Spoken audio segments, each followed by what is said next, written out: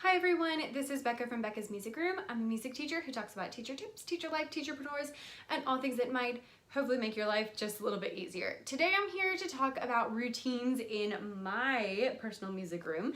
If you find this video helpful, please make sure you like, subscribe, and share so that you can get access to more and help other people find it as well. Alright, so a few weeks ago I posted a video about the 3 main things that you need in your classroom, and they were basically that you need lessons and routines and procedures. And a couple of people asked me if I could share some of my routines, and I was like, well, sure. So I'm gonna share a couple of them. This is not gonna encompass everything, because when you start thinking about like the actual routines you have in your classroom, there's a lot, like a lot that I cannot sit here and describe them all unless you want to sit here for like hours and hours and hours. So I'm gonna go over a few of like the main ones, and then I will have a couple other videos, like I'm gonna do routines in centers and just a few things like that to kind of fill in the gaps. If you are maybe struggling with one thing in particular and you would like to get some help, leave that down below and I will make a video all about that, or see if I can just answer your question quickly in the comments. All right, so first up is how the kids are going to sit. So I have assigned seats in my music room. If you don't have assigned seats, you need assigned seats. It helps you to learn students' names, and it helps the students because they know when they come in, they have, this is the place I'm going to, this is my dot. They even say like, oh, that was my dot last year, you know, this is my dot. Do I get the same dot as last year? So if you don't know, I have carpets that have dots on them. So I have students sitting on a dot, and I usually skip a dot. So I have one kid here, this one's empty, and then one kid here, so that they have a little more room. That way, if we want to do movement activities, we're already ready to go. If we're, you know, non-locomotor, we can stay in our seat and have plenty of space around us. Now, that doesn't work for everything, so I'm gonna run through a couple of other formations. I have always had these formations, but this year I actually like sat down and made an anchor chart and told the kids like, this is gonna be this thing. So our assigned seats are called our home formation, and this is where the kids come in and they sit. This is where we start every class. This is where we spend honestly most of our time in class. For other things, we sit slightly different ways. So we have home formation. We have actions, because I have actions for everything. So we have home formation, and then we have close formation. When we are going to do something like maybe read a book or just chit chat for a little bit, then we go to close formation. And in close formation, I have all the kids onto one carpet, and what I do, the like most structured, best way I've found, is that I just have them scoot down their rows. So on my carpets, I have all the red dots on one side, and I just have them scoot in so that they close all of the gaps. So students are still on the same color that they sit on, but they're squished closer so that it's easier to do things like read books. It's not anything magical. You could of course just have them come and sit, but this has worked really well for my classroom. So then we have scattered formation, and scattered formation is where we do locomotor movement activities. All non-motor locomotor activities I usually do in their seats, but for locomotor, they're moving around the classroom, and we talk about how that basically just means that you have enough space that you can move, you're being responsible so that you're not touching other people or in anyone else's area. Scattered formation is not anything magical, it's just, you know, all over the place, and just really emphasizing where they can and cannot go. So in my room, they are not allowed to go like behind the keyboards or behind my desk, and that's kind of the big thing, but I have a large open space, and all of that is totally fine for scattered formation. Next up, we have partner or group formation, and that is very simply they're sitting either with a partner or a group, and I normally just have them sit anywhere in the classroom. So I tell them, so if I'm letting them pick their group, then I say, find your partner. When you find them, sit down in a smart spot away from other groups. So I end up with kids kind of all over the place, but for the most part, they stay where the carpets are just because it's a little more comfy. So I'm not anything super big, just as long as they're with their groups, and pick one spot and stay there. The last one is circle formation. I don't actually make like a real circle, but we actually make more of a rectangle because I use my carpet as a guideline, especially with the little kids. So I actually sing a song that I got from Ann Molesky's very first podcast episode ever, from the Anacrusic podcast, and it goes, circle, circle, let's make a circle, circle, circle, let's make a circle. I usually sing it higher than that. I don't know why I just did that. And while they do that, actually before I always go, watch me, but I do it without any noise, and I will point to the kid and slide, and I like point to them, and then I point to an empty dot on the edge so that we're all the way on the edge. After doing it a couple times, they kind of figure out where to go. So by December, they'll know, okay, I need to slide to the closest red or the closest green or whatever.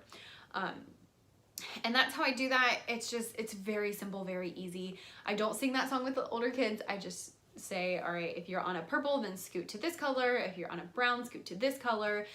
When you see my carpets, it'll make more sense. And it's just very simple.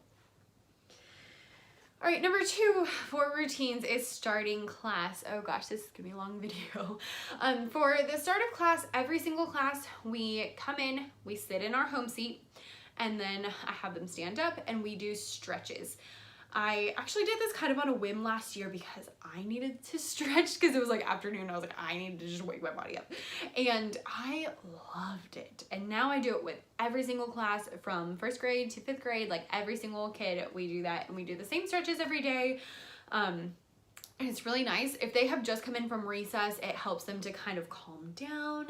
If they have been sitting, it helps them to move. Like, it's just really great for everybody. So we do a few stretches. We just go up and then reach back behind and stretch. And then we go across our bodies and stretch. This is a struggle for the little kids, y'all. Oh my gosh, it's hilarious. Other way. And then we shake each hand, shake our feet, head, shoulders, everything.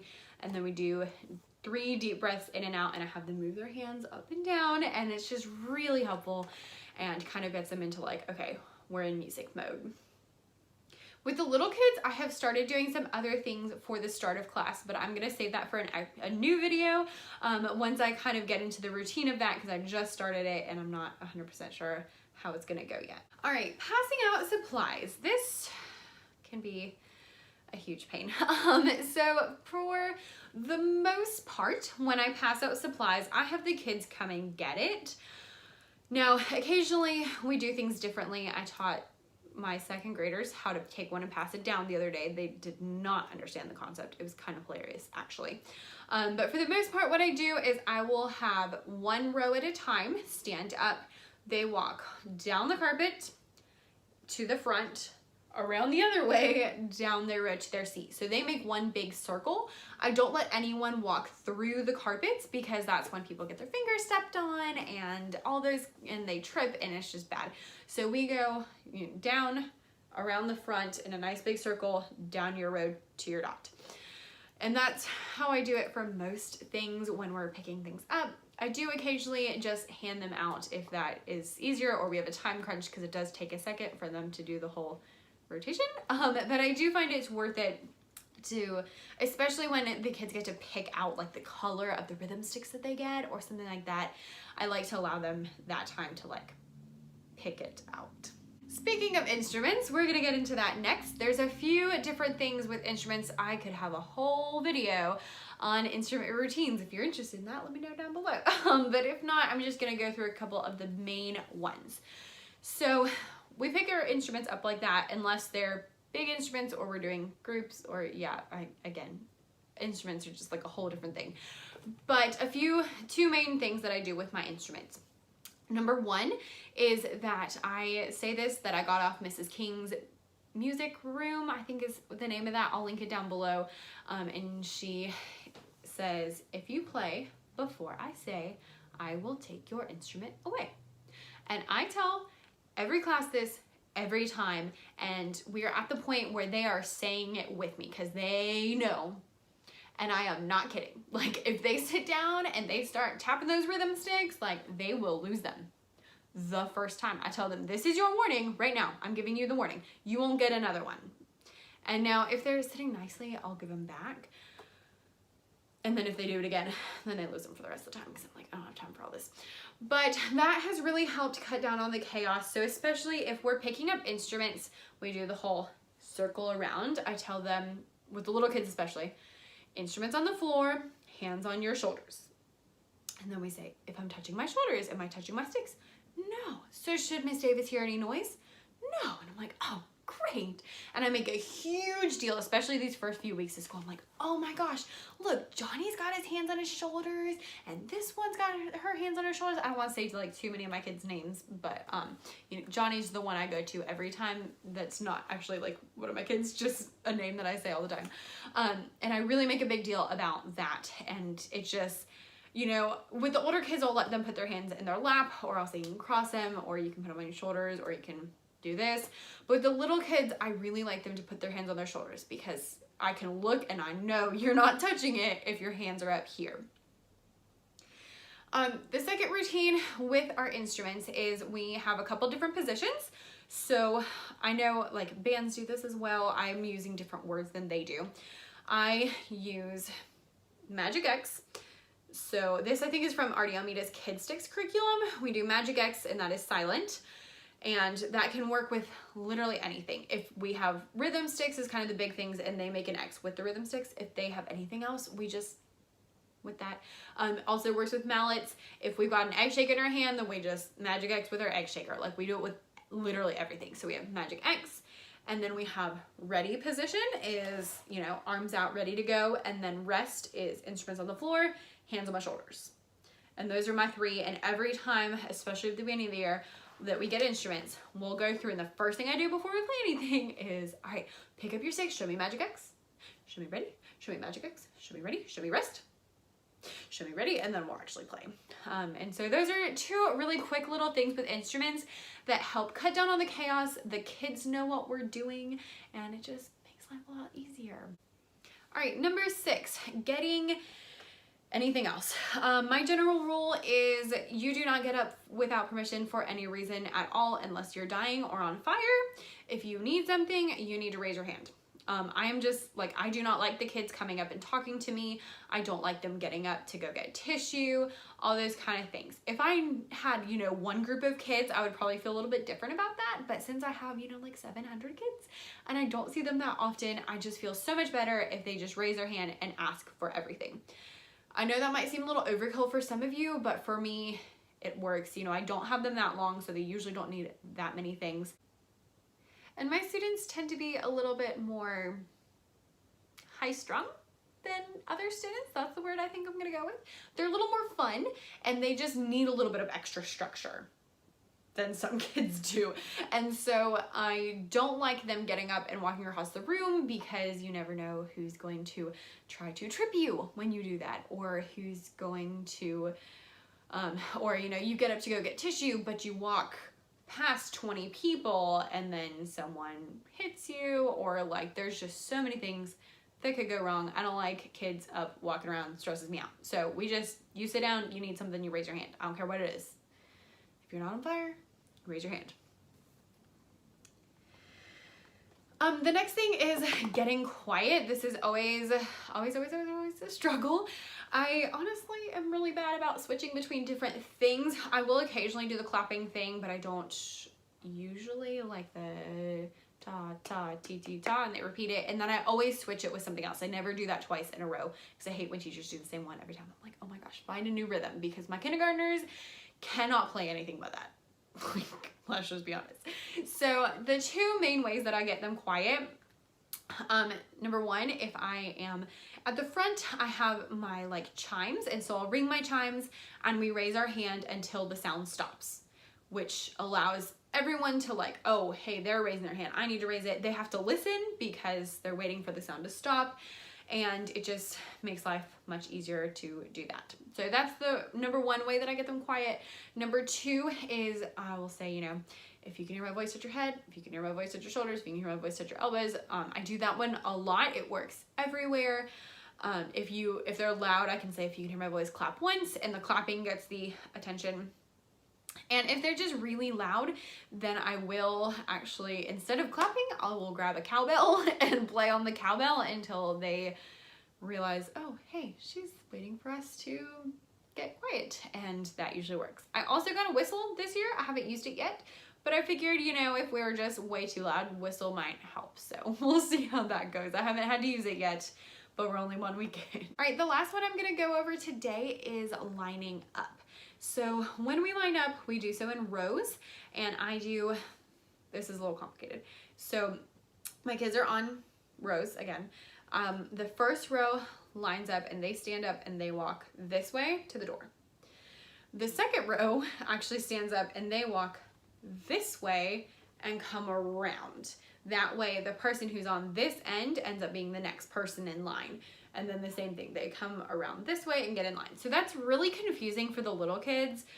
They get it after a while, but for the really little kids, I actually sing a song that I heard from another music teacher in the district, but I know it's not hers, but it goes, oh, here we are together, together, together. Oh, here we are together in music today. And then you say all the kids' names. So with Johnny and Michael and Anna and whoever and the next person. Oh, here we are together in music today. So I currently am using it only with first grade. Last year I used it with kindergarten, first grade, and pre-K. Pre-K is actually the ones that I really needed it for because they could not understand how to get in line. And so calling their names just made it so much easier. So that's where it started.